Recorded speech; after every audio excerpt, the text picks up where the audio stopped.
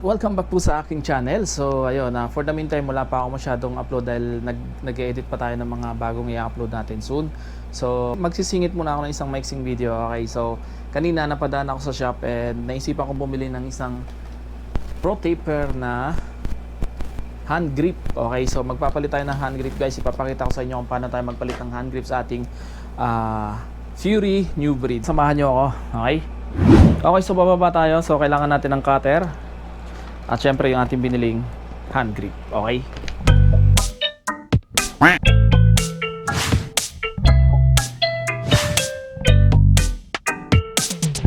Alright, so nandito na tayo sa baba and nandito yung ating alaga na si Tegoy.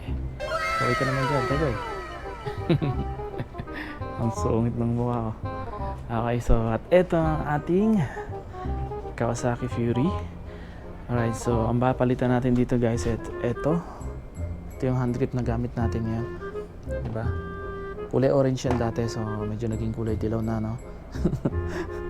So sa init at saka sa ulan syempre nag-fade yung kulay, and kaya kailangan natin siyang palitan dahil medyo may mga nakita na akong mga biyak-biyak, so delikado, no?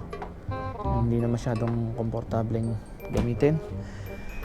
And next is yung ating upuan. Nakita nyo naman, oh, ayan. Ayan. Favorite ng mga pusa dito magtambay paggabi. So, ayan. Naging ganyan siya. So, ito yung ating mga foot brake. Foot. Yung ating mga footrest, no? So, biyak na rin. Kailangan na rin palitan to soon. So, ito rin. May biyak na rin dito. And lalong-lalong yung ating signal lights. Basag na yung ilaw. Ay, yung cover ng ilaw. So, kailangan natin palitan to.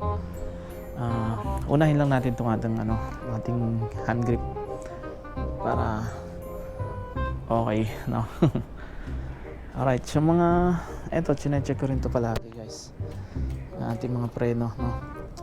Handbrake at saka foot brake. Ayan, like yung chinecheck yan. So bali itong ating Kawasaki Fury nga pala guys is 10 taon na, no? So kailangan na talaga nating ayusin and para tumagal pa yung kanyang buhay, no?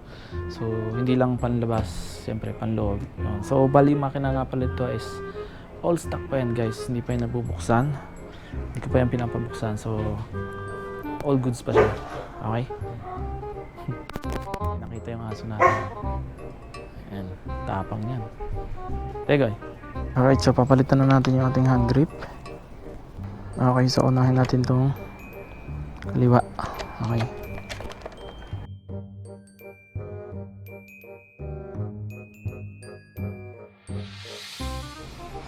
Okay, so pagkatapos na natin malagyan ng langis, no?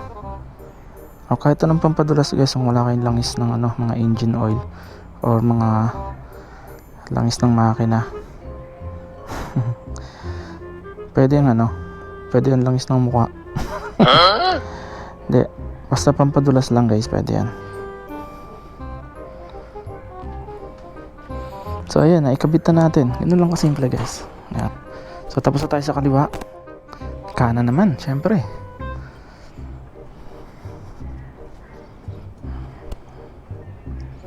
So okay, tulad ng dati, hiwain.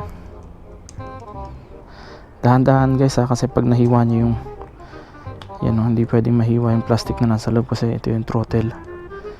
Okay, ingat lang. Ayan, yun, nalagyan ko na siya kanina ng langis. So tingnan natin kung madaling may pasok. Kailangan maingat lang kayo dito sa sa throttle part kasi para maganda yung pagkakalagay nyo. So ayan, yan, ikabit na natin.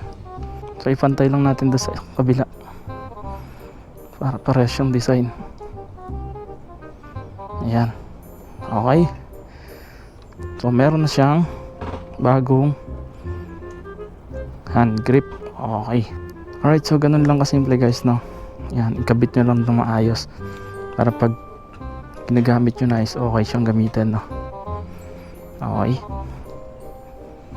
Alright, so samahan nyo ulit ako sa susunod ng video and thank you for watching and God bless. Bye bye.